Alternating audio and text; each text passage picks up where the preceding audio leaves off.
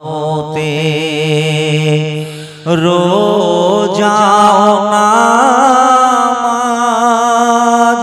पेची तुम्हारे हाज आर जागत तो बोलागी विश्व बरेण्य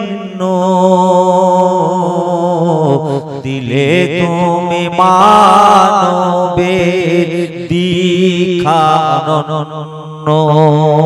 धन्य होएছি মোরা ধন্য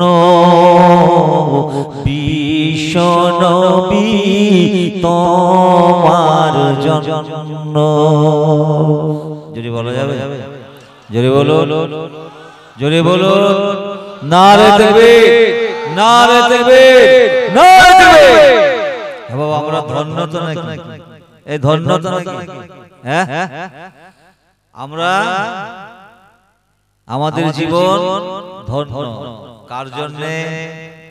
কার জন্য নবীর জন্য কত সুন্দর কথা আমরা যা কিছু পেয়েছি নামাজ রোজা হজ যাকাত স্রষ্টার সন্তুষ্টির লক্ষ্যে আল্লাহ পাকের সন্তুষ্ট করার জন্য তার খুশির মাধ্যমে আমাদের জিন্দেগি জীবনটা পার্থিব পারলৌকিকে যাতে শান্তিময় হয় তার জন্য আমরা যা কিছু করি সব কিন্তু আমার রাসূল সাল্লাল্লাহু আলাইহি ওয়াসাল্লামের দেওয়া তার মাধ্যম দিয়ে আমরা আল্লাহকে খুশি আজকে রমজান আমার রাসূল না আসলে আমরা রমজান পেতাম হ্যাঁ अरे रसूल ना होती तो कुछ भी ना होता रसूल ना होती तो कुछ भी ना होता नहा तो আমরা তারাবি আমরা নিজেরাই হতো না তারাবি কোথা থেকে আমরা নিজেরাই হতো না তো আমরা নামাজ কোথা থেকে পাবো রোজা কোথা থেকে রাসূলকে আল্লাহ প্রেরণ করেছেন সৃষ্টি করেছেন আর আমাদেরকে আল্লাহ তাআলা সেই রাসূলের অনুসারী অনুগামী হিসাবে প্রেরণ করার পরে আল্লাহ আমাদের সবকিছু রাসূলের মাধ্যমে দিয়েছে পেয়েছি তোমাতে পেয়েছি তোমাতে রোজা নামাজ পেয়েছি তোমাতে হাজ আর যাকাত তবু লাগি বিশ্ব বরেণ্য দিলে তুমি মানবের দীক্ষা অনন্য ধন্য হয়েছি মোরা ধন্য বিশ্ব নবী তোমার জন্য আল্লাহ ছাড়া মাবুদ নেই কেহ অন্য দিলে তুমি মানবের দীক্ষা অনন্য তোমারি ছোঁয়ায় গলে তোমারি ছোঁয়ায় গলে পাষাণ হৃদয় পরহিংসা বিদ্বেষ দিয়েছে বিদায় ফিরে পেল শান্তি ফিরে পেল শান্তি ছিল যে বিষণ্ণ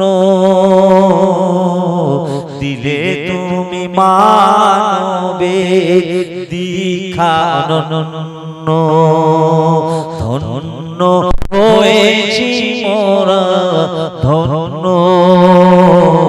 বিশ্ব নবী তোমার জন্য আল্লাহ নবী আল্লাহ হাবিব দুনিয়া दुनियार बादशाह कौनैन सकलैन मुफखर मौजूदा जनाबे मुहम्मद रसूलुल्लाह सल्लल्लाहु अलैहि वसल्लम দুনিয়ায় আবির্ভাবের পূর্বেতে আসার পূর্বেতে যে সময়টা ছিল ওই সময়টা হলো আইয়ামে জাহেলিয়াতের যুগ, অন্ধকার যুগ। এই এমন একটা যুগ যে যুগের মধ্যে মানুষের মধ্যে ভাতৃত্ব ছিল না, প্রেম ছিল না, প্রীতি ছিল না, মহব্বত ছিল না, ভালোবাসা ছিল না। মানুষের মধ্যে যে একটা আন্তরিকতা, মানুষের মধ্যে যে হৃদ্যতা, এটা একেবারে লোপ পেয়ে গিয়েছিল। হিংসা, মারামারি, হানাহানি, লোভ লালসা, এমন জঘন্য মন মানসিকতা, এমন তাদের অন্তরের ভিতরে এত কঠিন হৃদয়, এত কঠিন হৃদয়, তারা তাদের নিজের সন্তান, নিজের কন্যা সন্তানগুলোকে তারা জ্যান্ত জ্যান্ত জীবিত অবস্থাতে মাটিতে কবর দিয়ে দিত, মাটিতে পুঁতে ফেলত।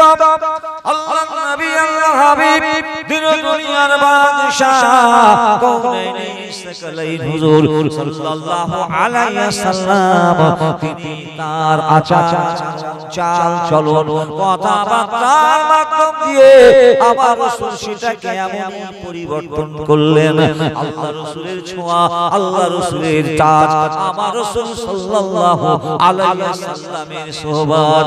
আমার ভাইরা, দয়ার নবী, মায়ার নবী, আল্লাহ তাআলার রুবুবিয়্যত, আল্লাহর একত্ববাদ, আল্লাহ তাআলার তার শান্তির বার্তা, আল্লাহ পাকের কথাগুলোকে মানুষের কাছে পৌঁছে দেওয়ার জন্য শান্তির দূত, সাম্যবাদের সদাচারী জনাবে মুহাম্মদ রাসূলুল্লাহ সাল্লাল্লাহু আলাইহি ওয়াসাল্লাম যখন তিনি পার হতেন, মানুষের কাছে কথা বলতেন, তৎকালীন সময়কার ওই কুফারে কুরাইশরা আমার রাসূলকে মেরে দেওয়ার জন্য, শেষ করে দেওয়ার জন্য, আমার রাসূলকে শান্তির বার্তা যাতে না দিতে পারে তার জন্য নানান ষড়যন্ত্রের জাল বিছিয়েছিল। নানান ষড়যন্ত্রের জাল, শান্তির বার্তা যাতে মানুষের কাছে পৌঁছাতে না পারে, সেজন্য আল্লাহ রাসূল সাল্লাল্লাহু আলাইহি ওয়াসাল্লামকে দুনিয়া থেকে সরিয়ে দেওয়ার জন্য নানান রকম ভাবে তারা চেষ্টা চালিয়েছে। কখনো কোন নারীর দ্বারায়, কখনো কোন নারীর দ্বারায়, কোন মহিলার দ্বারা দিয়ে আমার রাসূল সাল্লাল্লাহু আলাইহি ওয়াসাল্লামের চলার পথেতে বিষাক্ত কাঁটা বিছিয়ে দিত। কবিতার লেখনীতে লিখেছেন, কবিতার মাধ্যম দিয়ে লিখেছেন, মুহাম্মাদের চলার পথে উম্মে জামিল যখন কাঁটা বিছাতো, মুহাম্মাদের চলার পথে উম্মে জামিল যখন কাঁটা বিছাতো, ফেরেশতা ছুটে এসে ডানা বিছাতো। জোরে বলুন, জোরে বলুন সুবহানাল্লাহ। আমার রাসূল যখন ওই রাস্তা দিয়ে যেত, আমার আল্লাহ পাক হুকুম করতেন, জিবরাইল দ্রুত গতিতে চলে যাও, আমার রাসূলের যাতে কোনো কষ্ট না হয়, ব্যথা না পায়, ওই বিষাক্ত কাঁটার উপরে আল্লাহ হুকুমেতে ফেরেশতা ডানা বিছিয়ে দিত। বাবা কত ষড়যন্ত্র করেছে, শুধু তাই নয়, সমস্ত ষড়যন্ত্র যা আমার আল্লাহ তাআলা সেগুলোকে ব্যর্থ করে দেয়। আমার আল্লাহর তরফ থেকে আমার রাসূলকে আমার আল্লাহ সাহায্য করে, কিন্তু কোথাও আমার রাসূলকে ক্ষতি করতে পারে না। আল্লাহ রাসূলকে সরাসরি মার করার জন্য, আঘাত করার জন্য, মারার জন্য তারা উপহার আজ গিফট দেবে বলে, উপহার দেবে বলে তারা প্রকাশ্যে ঘোষণা করে, মুহাম্মদকে যে মারতে পারবে, তার মাথাটা আনতে পারবে, তাকে 100 লাল দেওয়া হবে, 100 লাল। তৎকালীন সময়ে আরবেতে লাল উটের খুব চাহিদা, খুব দামি। এখন প্রকাশ্যে এলান করা হয়েছে, ঘোষণা করা হয়েছে, সেই সময় একজন মস্ত বড় যোদ্ধা, নামী দামি শিক্ষিত, সে ময়দানে মাথা উঁচু করে সকলের সামনে তার নঙ্গা তলোয়ারকে উঠিয়ে বলছে, আমি মুহাম্মাদের মাথাটা নিয়ে আসবো। সে যে উক্তি করলো, যে জবানে ভাষণ দিল যে আমি হযরত মুহাম্মাদের মাথাটা নিয়ে আসবো, মুহাম্মদ নাম শুনলে আপনারা সাল্লাল্লাহু আলাইহি ওয়াসাল্লাম বলবেন আমরা রাসূলের উপরে দরুদ পড়ি। যদি সাল্লাল্লাহু আলাইহি ওয়াসাল্লাম না বলি তাহলে আমরা বখিলের মধ্যে, কৃপণতার মধ্যে পড়ে যাব। সেজন্য সাল্লাল্লাহু আলাইহি ওয়াসাল্লাম বলবেন। তো হযরত মুহাম্মদ মুস্তাফা সাল্লাল্লাহু আলাইহি ওয়াসাল্লামের মাথাটাকে কর্তন করার জন্য তৎকালীন সময়ে হযরত ওমর ফারুক তিনি উঠে বললেন, আমি আনবো। সবাই আনন্দিত, মন পুলকিত। এ জাতা তো না, এ তো কাগজের সিপাহী নয়, তালপাতার সিপাহী নয়, এ সত্য একজন যোদ্ধা। ওমরের সামনে দাঁড়ানোর ক্ষমতা খুব কম লোকেরই আছে। সেই জন্য কুফারে কুরাইশরা বড় আনন্দিত, মন পুলকিত। এবারে মুহাম্মদ বাঁচতে পারবে না। যদি বলেন নাউজুবিল্লাহ, আল্লাহ যদি রাখে কেউ মারতে পারে বাবা? আমার রাসূল সাল্লাল্লাহু আলাইহি ওয়াসাল্লামকে মারার জন্য হযরত ওমর রাসূলের দরবারের দিকে যাচ্ছেন। অনেক ঘটনা আছে, বলছি না। শুধু আমার রাসূলের ছোঁয়া, আমার রাসূলের পরশ, আমার রাসূলের টাচে আজ আপনার কি হয়েছিল সেটা একটু গজলের মাধ্যমে আপনাদেরকে বলেছিলাম। তার বাস্তবটাকে একটু আপনাদের কাছে শুনিয়ে দিচ্ছি, শুনে রেখে দিন। হযরত ওমর ফারুক রাদিয়াল্লাহু তাআলা আনহু তৎকালীন সময়ে ইসলামকে কবুল করেননি।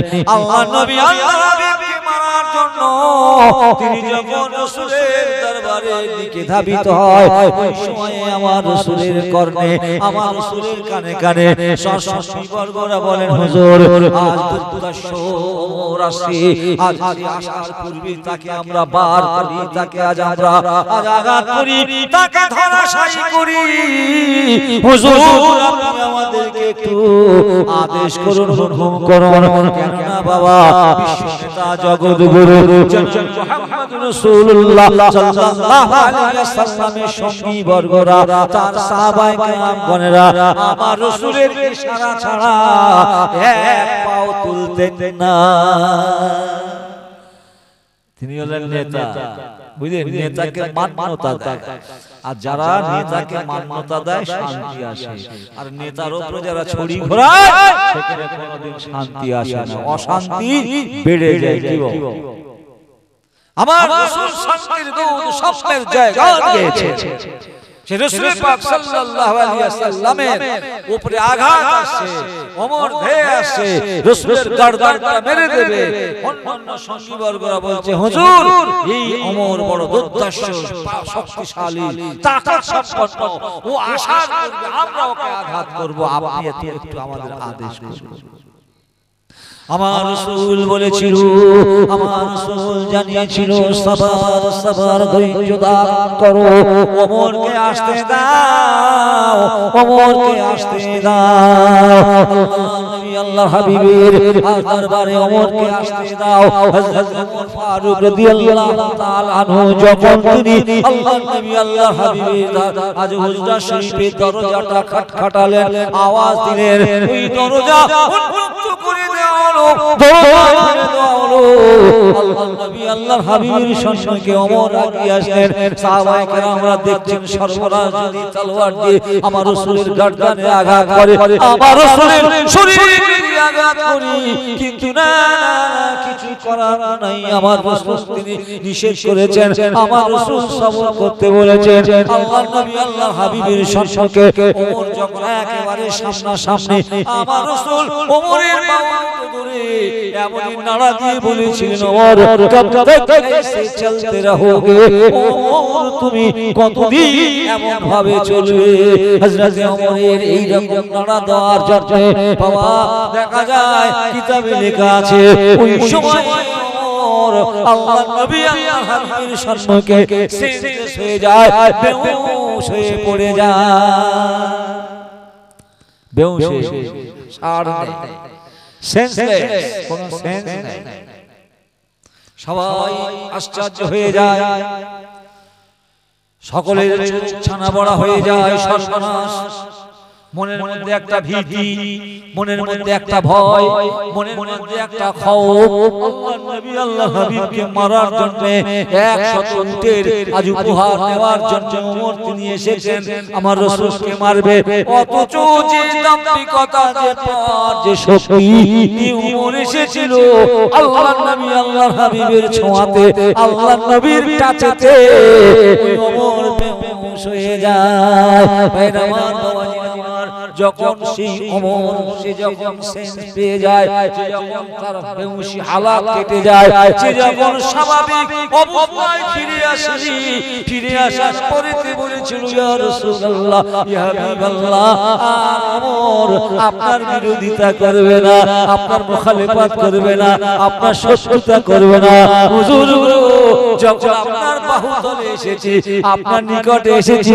শান্তির জায়গা থেকে সুস্থির জায়গা থেকে মহব্বতের জায়গা থেকে ভালোবাসার জায়গা থেকে সম্মানের জায়গা থেকে আজ সত্যের জায়গা থেকে আমি ওমর আর ফিরে যাব না হুজুর আপনি আপনার আজ এই জান্নাতে আমাকে একটু জায়গা দিন আপনি আমার হাতটা ধরে কালেমা পড়িয়ে দিন সালাতের কালেমা ঈমানের কালেমা পড়িয়ে দিন আমি আর ওই জায়গায় ফিরে যাব না আমার ভাইরা বাজিরা হযরত ওমর ফারুক রাদিয়াল্লাহু তাআলা আজ ইসলামকে কবুল করার পরে তিনি প্রকাশ্যে ঘোষণা করেছিলেন ইয়া রাসূলুল্লাহ ইয়া হাবিবাল্লাহ আর লুকিয়ে নয় ছুপিয়ে নয় গোপন নয় আর গোপনে নয় প্রকাশ্যে আল্লাহ পাকের উবুদিয়াত আল্লাহর একত্ববাদ আল্লাহর হাজাদিয়াত শান্তির কথাবার্তা শান্তির কথা মানুষের কাছে পৌঁছে দেওয়া হবে আর লুকিয়ে ছুপিয়ে নয় এবার থেকে অশান্তি দূরীভূত করে আমরা শান্তি স্থাপন করব বাবারা হযরত ওমর ফারুক রাদিয়াল্লাহু তাআলা আল্লাহর নবীর ছোঁয়াতে ইসলামের মধ্যে দাখিল হওয়ার পরে শান্তি আস্তে আস্তে বৃদ্ধি পায় কবি তার কবিতাতে লিখলেন তোমারি ছোঁয়ায় গলে তোমারি ছোঁয়ায় গলে পাশান হৃদয় পারে নিশাবিদেশ নিয়েছে বিদায় ফিরে পেল শান্তি ফিরে পেল শান্তি ছিল যে বিষণ্ণ দিলে তুমি মানবের দীক্ষা অনন্য ধন্য হয়েছি মোরা ধন্য বিশ্বনবী তোমার জন্য আল্লাহ ছাড়া মাবুদ নেই কেহ অন্য দিলে তুমি মানবের দীক্ষা অনন্য আল্লাহুম্মা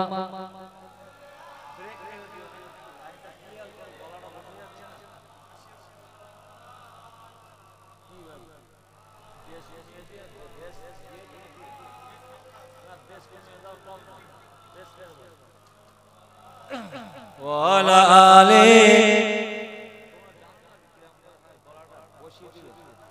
আল্লাহুম্মা সাল্লি আলা সাইয়্যিদিনা ওয়ালা আলে সাইয়্যিদিনা ছিল কি চরিত্র, ছিল কি চরিত্র, কি ছিল ব্যবহার, খেয়েছ পাথর হাত উঠেছে। জোরে বলো, জোরে বলুন সুবহানাল্লাহ। নারে তাকবীর, নারে তাকবীর, নারে তাকবীর। এমন কোন নেতা আছে পাথর খেয়ে দোয়া করবে? এমন কোন নেতা নেতৃত্ববর্গ আছে পৃথিবীর ভিতরে, এমন কেউ জন্মেছে যে পাথর খেয়েছে আর আল্লাহর কাছে দোয়া চেয়েছে, আল্লাহ এরা আমারে পাথর মেরেছে, ভালো কর। কি গো কথা বলেন না? আপনার বাড়ি ভাত খাবে, আপনার বাড়ি খেয়ে আপনার পেটে আঁচড় দিয়ে চলে যাবে। কি গো হ্যাঁ, জগৎগুরু বিশ্ব নেতা হুজুর সাল্লাল্লাহু আলাইহি সাল্লামের অবদান আজকে আমরা এই যে সুফি সাহেব হুজুরের দরবারে বসেছি, সারাটা দিন আমরা সব রোজা করেছি, তাই আর রোজা এমনই একটা ইবাদত, এর মধ্যে কোনো ফাঁকিবাজি নেই। সব ইবাদতে ফাঁকিবাজি করা যায়, যত ইবাদত আছে সব কিছুতে ফাঁকিবাজি করা যাবে, রোজার ক্ষেত্রে কোনো ফাঁকিবাজি, কোনো ফাঁকিবাজি একেবারে সলিড, বুঝতে পারছেন? একেবারে সলিড। আমার আল্লাহ তো বোকা নয়, আল্লাহ বোকা? মা বাপ বোকা? কি কথা বলেন? মা বাপ কি বোকা? ছেলে পেলেরা বলে মা বাপ বোকা, আর আমরা গোলাম, আমরা চাকরের দল, গোলামের দল, আমরা মনে করি আমার আল্লাহ। এক্সাম্পল, একটা উপমা সিম্পল ভাবে, মা বাপ যেমন সন্তানদেরকে ভালোবাসে, আল্লাহ পাকও তিনি তার বান্দাদেরকে ভালোবাসে। কি বল? মায়ের থেকে দরদি, বাপের থেকে দরদি আমার আল্লাহ।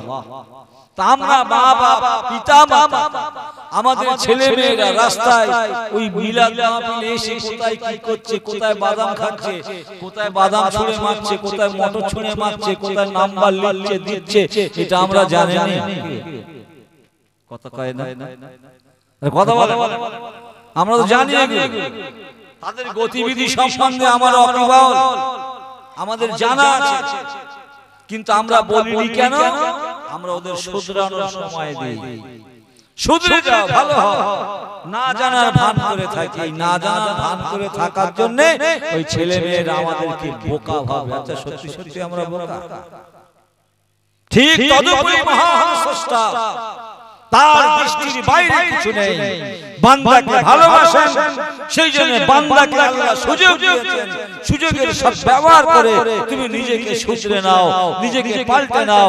কেননা যদি ওই সন্তানগুলোর মতো যেমন আপনার সেই নূহ আলাইহিস সালামের ছেলে কেনান পিতার অবাধ্য হওয়ার জন্য ওই কুলাঙ্গার সন্তান সলিল সমাধি হয়েছিল, বর্তমান যুগেতে, বর্তমান সময়েতে প্রতি ঘরে ঘরে এইরকম কেনান রয়েছে। বাবা, তারা মা বাপের অবাধ্য, মা বাপের কথাবার্তাকে মান্যতা দেয় না, কিন্তু রাসূলের জামানা বলে, হযরত রাসূল পাক সাল্লাল্লাহু আলাইহি সাল্লামের জামানা বলে ওই সলিল সমাধিটা হয় না।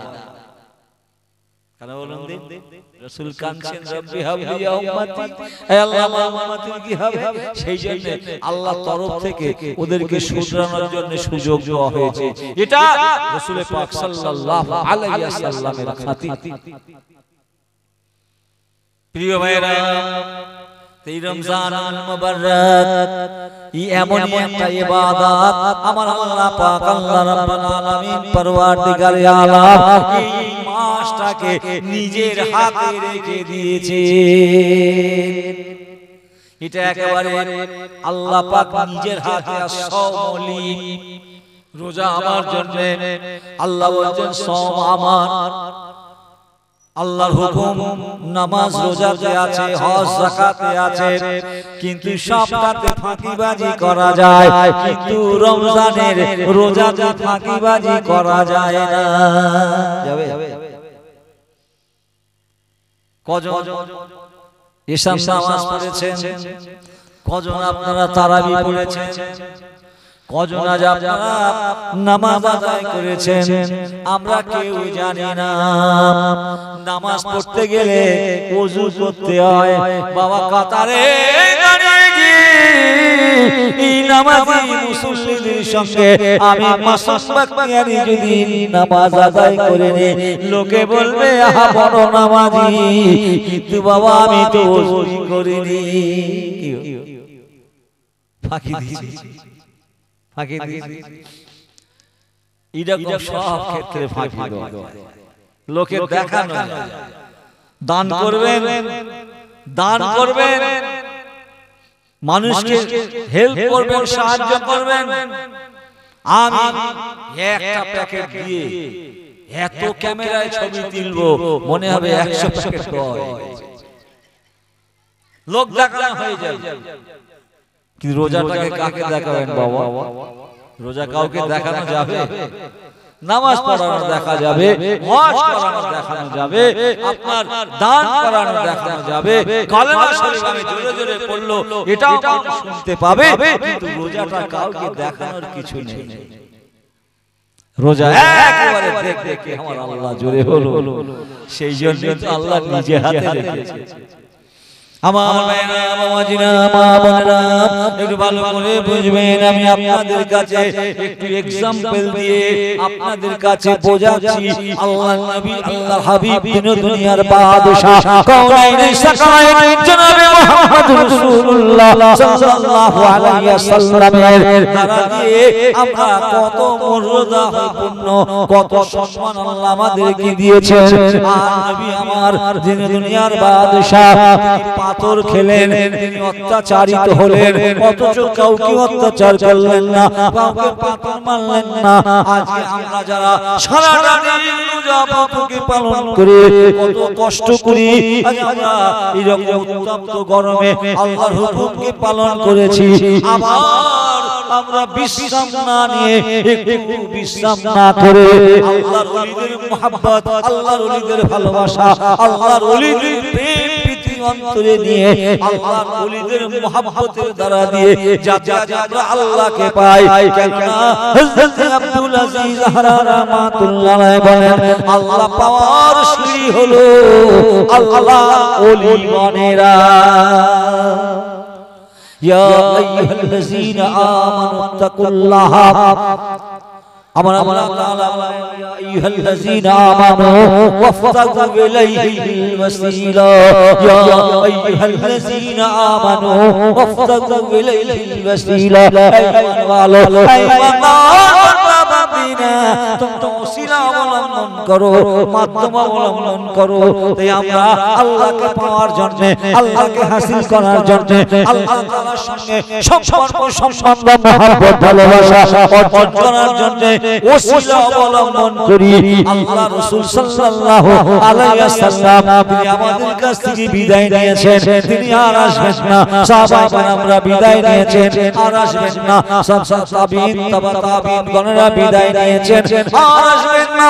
আল্লাহ তাআলার একত্ব, আল্লাহর হাদায়াত, আল্লাহর অবদিয়াত, সামনের কথা, সত্যের কথা, শাস্তির কথা মানুষের কাছে তুলে ধরার জন্য আল্লাহ মাহবুব বান্দা, প্রিয় বান্দাদের আল্লাহর ওলিদের দরজাটা, আল্লাহর ওলিদের দরজাটা আল্লাহ খুলে রেখেছেন। সেই দরজা দিয়ে বাবারা আমরা ওই আপনার যাকে বলা হয়, যাকে বলা হয় ওসিলা, সেই ওসিলা অবলম্বনে ফানা ফি শেখ, ফানা ফি রাসূল, ফানা ফি শেখ ফানা ফির রাসূল আর ফানা ফির রাসূল হয়ে গেলে ফানা ফিল্লাহ আল্লাহর বন্ধুত্বের দরজাটা লাভ করা যাবে সেই জন্য বাবারা আমি আপনি আমরা আল্লাহর ওলির মহব্বতে আল্লাহর রাসূলের ওলির মহব্বত ভালোবাসায় আজকে অক্লান্ত পরিশ্রম করার পরে বিশ্বাস না নিয়ে এই জায়গায় এসে একটু আল্লাহকে সন্তুষ্ট করার জন্য বসেছি